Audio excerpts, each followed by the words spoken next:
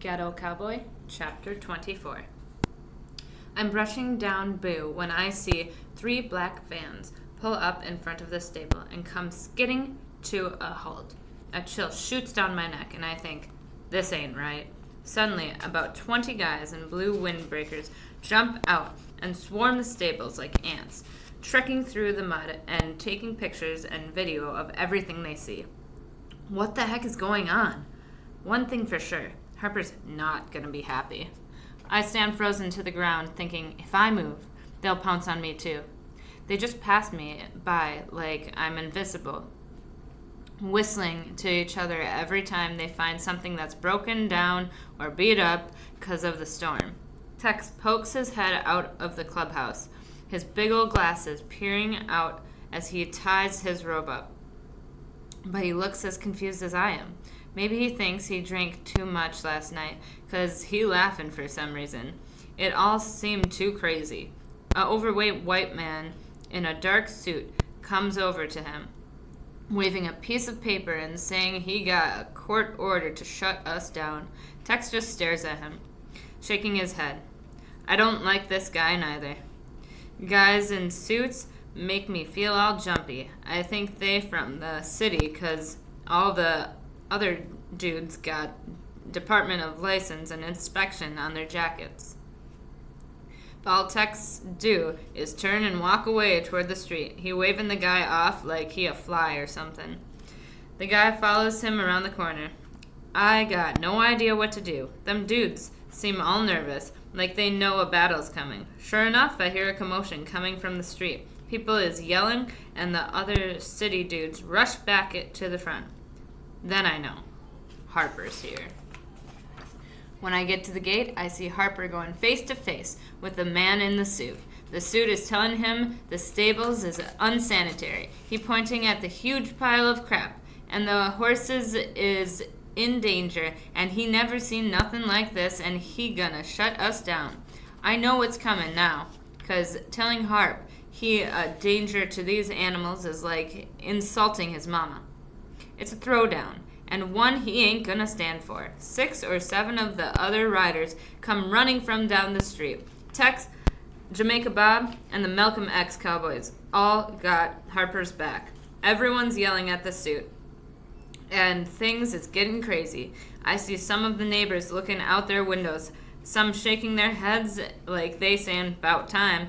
Others just looking sad. Some kids come out in their pajamas looking all scared and confused. I gotta climb on the fence so I can see what's happening. About 6 cops have showed up like they was expecting this, and they all crowd around Harper too. The yelling is intense, and the cops take out their clubs, ready for action. Our guys push back, and it looks like there's gonna be a fight, and I think, this is it. But then the suit with the paper yells out, "Just read it!" Harper grinds his teeth, then holds up his hand, and the yelling dies down. I can see his jaw clenching from here. He reading the court order, shaking his head.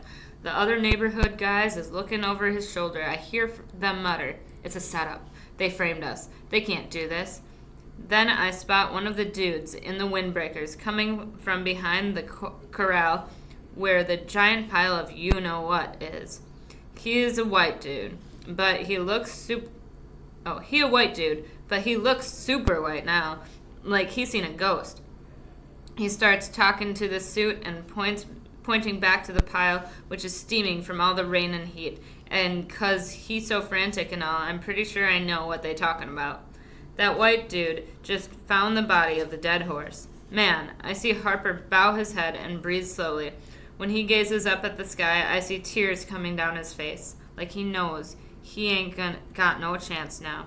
Maybe he's seen it one too many times. Tex said the white man always wins in the end. Maybe he's right, 'cause even though it wasn't their fault, a dead body, no matter what, won't look good. But that's not the worst thing. I'm moving closer, and I hear the suit say, "Due to the conditions of this facility, I'm going to have to confiscate the horses that look malnourished." Harper mumbles, "What?" But the suit has more to say. The other horses will have to be cleared out and stabled somewhere else in the next 24 hours. Tex gets in the man's face. Why? The suit don't blink.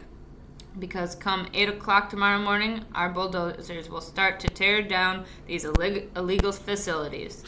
Tex is ready to kill the suit as he starts pointing out horses that they're gonna take. He walking around with some kind of horse expert, acting like he picking out stuff to throw away for garbage pickup. One of the older kids in his PJs starts screaming when he takes his horse Daisy. 5 or 6 of the other old heads in the hood come out of their houses, like they sensed a change in the wind or something. Even though it's early, they dressed with their cowboy hats and big belt buckles and boots. They make their way through the crowd and lay their hands on Harper's shoulders. They whisper in his ear. He plead into the suit now, the fight all gone from him. The old heads holding him up. They all crying too, and they pretty tough guys. I feel like taking out the suit right now, and I walk straight at him like I'm gonna do it too. But then I see him point at Boo, and my heart stops. I can't think straight. I see Boo looking all scared and alone, and suddenly I know I got to do something before it's too late. I run over and grab his rope, and a couple city guys come over and try to take him from me. They say things like, "It's all right, we're going to take care of him, make him all better." I say, "He ain't sick," but that's like they can't hear me. But it's like they can't hear me. "He just looks scruffy 'cause of the storm," I yell. But they act like he been starving and living on the street. Another guy who looks like a vet is checking him out, looking in Boo's mouth, but Boo don't like it and tries to bite him. I see a horse truck back up, and then I get a bad feeling in my gut. Like if I let Boo go, he ain't never gonna come back. He'll disappear and won't ever see his friends again and won't ever get back home again. He'll end up in a strange place where nobody cares about him, and then when he turns his back, they'll kill him and make him into dog food. Or worse, he'll end up like that horse out back, dead and forgotten. And that's when I freak. I kick one of the guys in the leg, rip the rope out of his hands, and try to climb up on Boo so I can make a break for it. Problem is, Boo ain't wearing a saddle, and he's bugging out for sure. He's jumping around, and the guys try to pull me off. Boo starts kicking, and I go flying off into the mud, smack on my back, the wind knocked out of me. I fight to get my breath back, but when I look up, my heart stops. Boo is on his back legs, towering over me. He looks like a giant, his hoofs scrambling in the air in slow motion right above me, and suddenly I know it's all over. Boo gonna stomp me into the mud, and that'll be it. I cover my eyes and wait for it. Everyone yelling at Boo. Everyone yelling and Boo crying out. Then I feel a hand grab me and pull me out the way. I open one eye and see it's Harper. He's standing between me and Boo, raising his arms up and doing that hoarse whisper stuff I seen him do before. Boo backs up and Harper with him like they in a dance. Then he lowers his hands and Boo slowly comes down and Harper reaches for the rope and comes in and hugs Boo around the neck. Boo looks at me, maybe wondering why I'm lying in the mud. Jamaica Bob helps me up as the city guys try to take Boo again, but Harper says to them, hold on. And he starts walking Boo past them. At that moment, I think Harper's going to save Boo and everything's going to be all right. But then he turns toward the truck and pulls Boo right into the trailer. He gonna give in? Just like that? I get up and start running over, but Bob grabs me and whispers in my ear, let him go, son. Has everyone gone crazy? They load up maybe 8 horses and Harper just stands there, his back to me, holding that piece of paper. Bob got an iron grip and won't let go.